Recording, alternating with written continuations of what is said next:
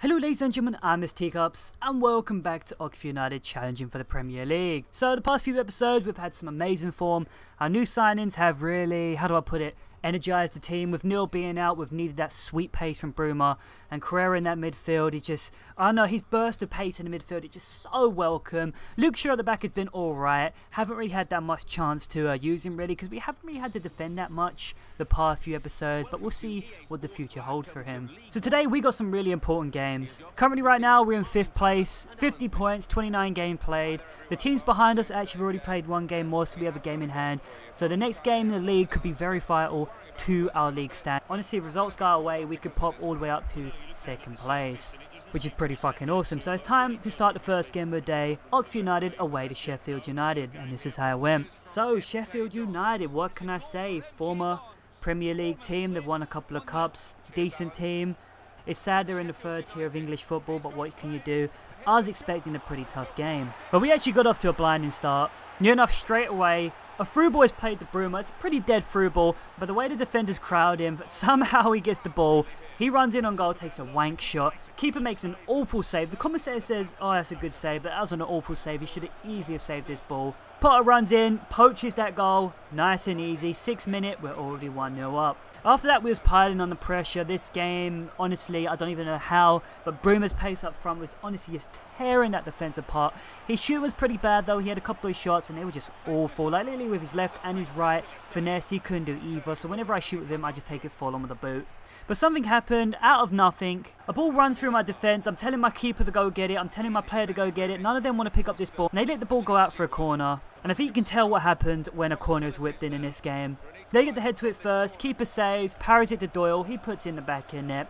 Headers are amazing this game, we all know it, but it's 1-1. So I think that goal gave them a bit of a lifeline. It kind of rejuvenated their game. The game became more of a 50-50 affair after that. We were honestly dominating them up until that one goal, and a surprise we didn't have like 3 or 4 before they scored. We missed our opportunities, and it was very vital. We missed our opportunities, but in this game you have to get your opportunities. They took theirs. The first half came and went. They had 2 whole shots that first half. We had quite a few. So this game is all to play for in the second half. We need the 3 points. We got off to a good start. We basically made the start that we did from the first half. We was all over them. We finally got our mentality back, and we were piling away the shots. In the 64th minute, this is honestly something out of nothing. We're playing some pretty dead football in the midfield. They have the ball. Bruma wins it back from the defender. He uses a burst of pace, tries to play a dinky chip through ball through to Potter, takes a wicked deflection of one of the defenders, falls beautifully for Potter. He hits this first time, and this is an amazing finish from him. In the snow, from that angle, under all that pressure. Well, he's not under much pressure, but decent finish from him. He's got 2 goals this game. It's 2-1. But after that goal went in, Sheffield started to come back into the game a little bit more. They started to have a lot of opportunities.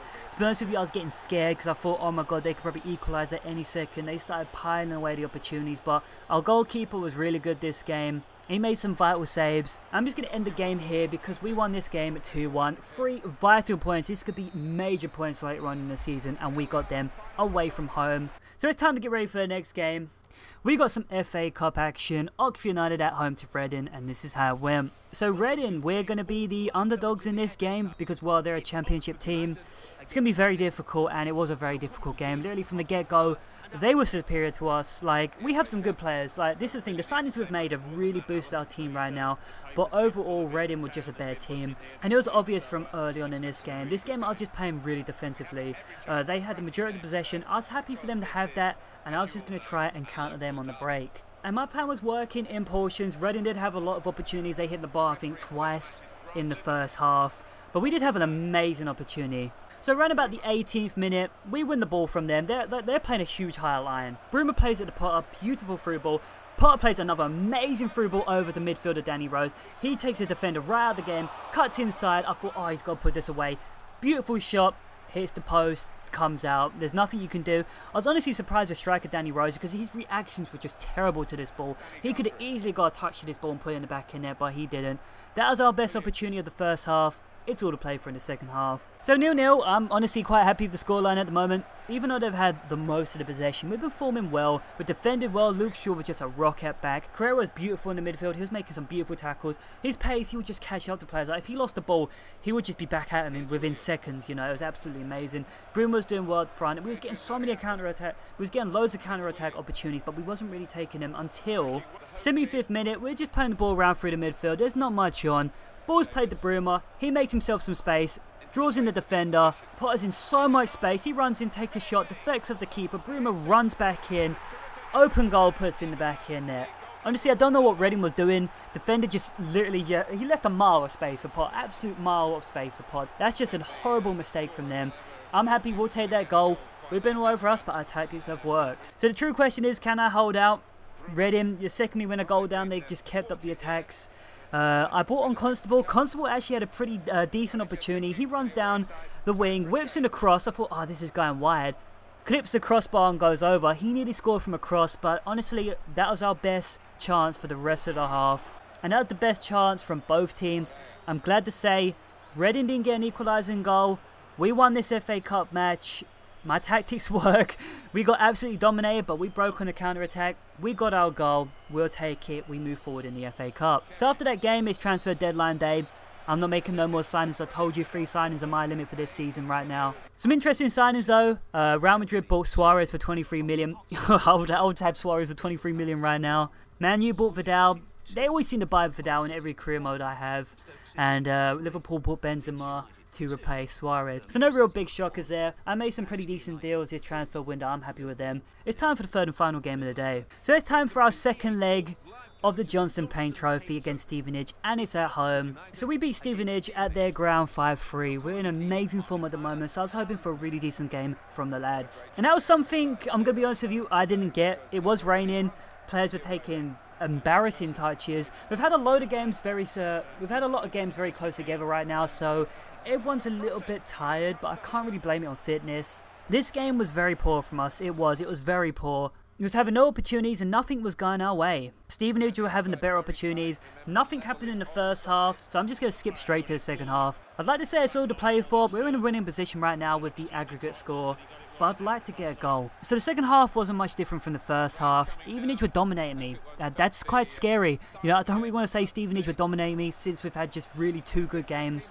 And they struck first blood. 62nd minute, they just broke apart my defense with 1 ball. They put in a cross.